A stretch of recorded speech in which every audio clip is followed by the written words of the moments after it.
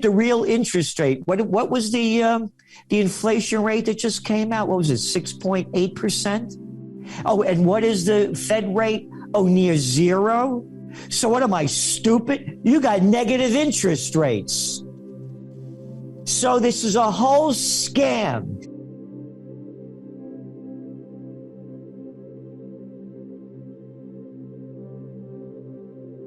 These are the dumbest, arrogant, pathological, lying sociopaths and psychopaths created among the human race. They can't get a job in the real world.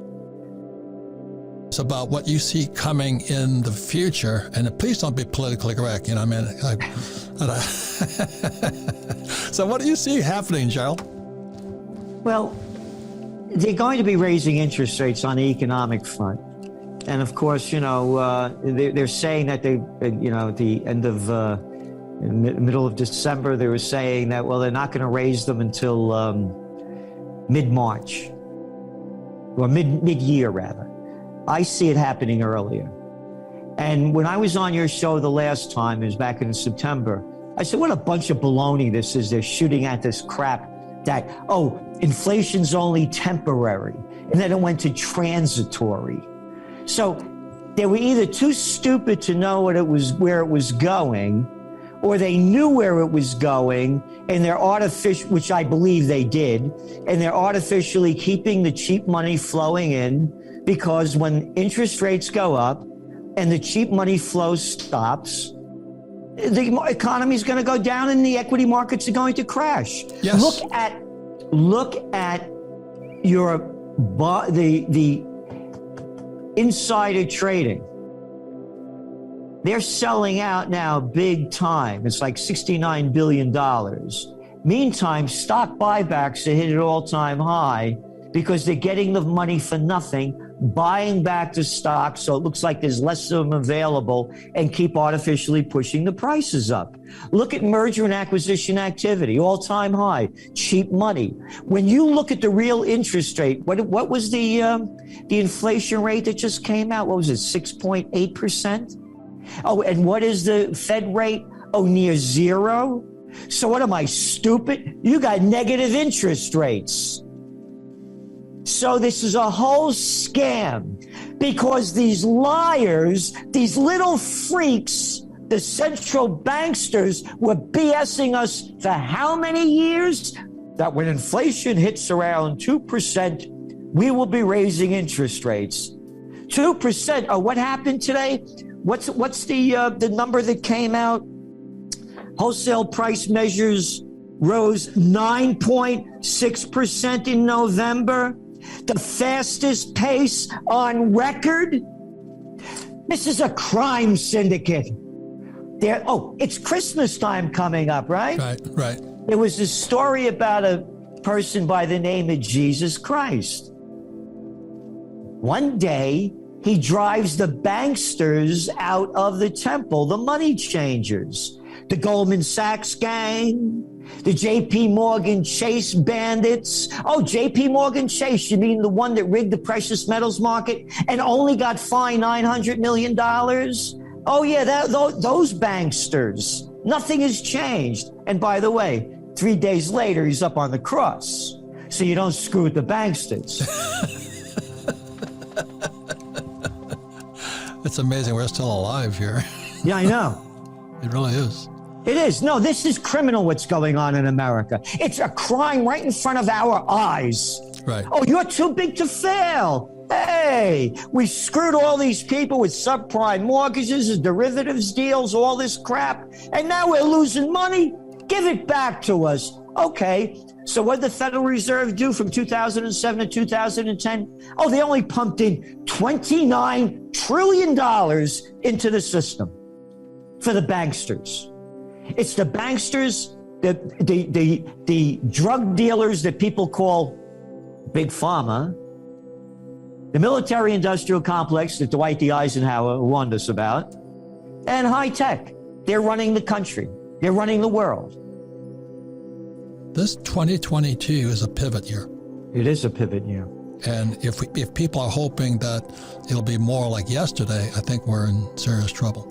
No, it's only going to go down worse. You look at all these mandates that are happening around the world because of the Omicron, virus that has killed one person allegedly out of only 8 billion. And it's been going on since November 26th.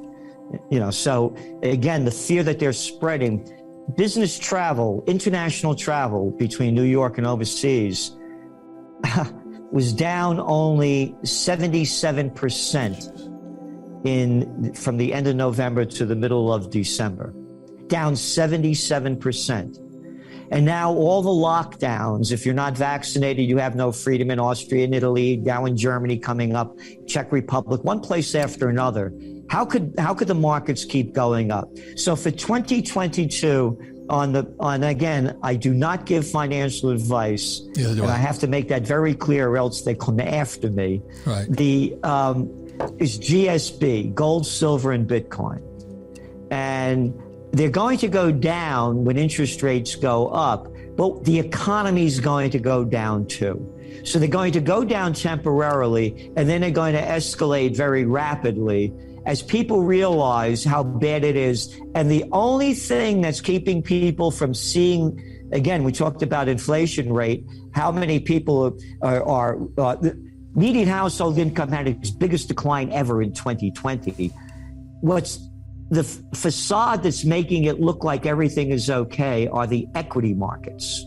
When the equity markets crash, reality will hit Main Street. Amen. And that's why it's GSB for me. And then I also see people say, well, there'll be a real estate crash. And I said, no, I don't see one, because this real estate boom was different than the others. The people had money to buy what they purchased, unlike the last time with the subprime mortgages and all the inflation of what was going on. So, but I do see a decline in commercial real estate. Right. As we go into the end of the year, office occupancy rates in the United States are at 40%. That means 60% aren't coming back. And now we go into one of our new trends coming up, the metaverse. Love it, hate it, it's a virtual reality. Look, here we are. We're Zoomed together. Who would have thought this, 10, 15 years ago? So you're going to see more and more people working at home. Commercial real estate was overbuilt before. And now in most cities, it's going to go down big as we see it.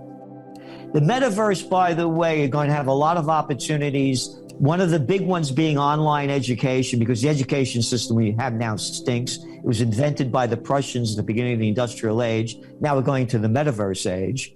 And also with healthcare and a lot of other entrepreneur opportunities to stay ahead of this. On the downside, of course, it's stopping the human relationship of people knowing each other, feeling each other, and touching each other, which is a whole different story. So Correct. That part goes down.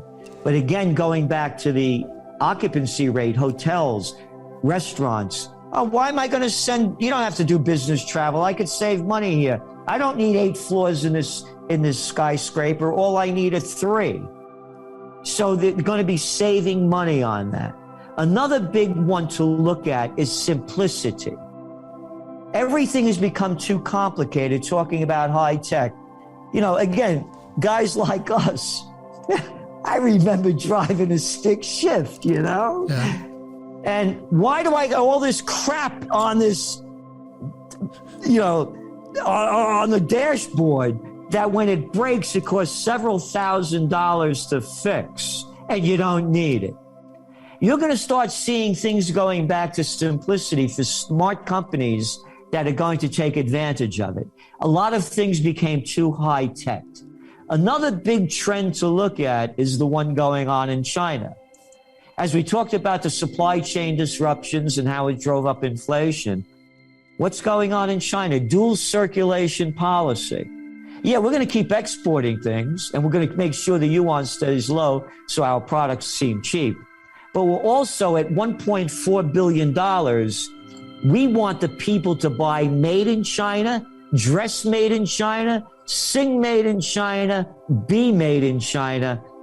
self-sufficient economy, dual circulation. And that's what America should be if it wants to get back up, because we have all the human and natural resources we need.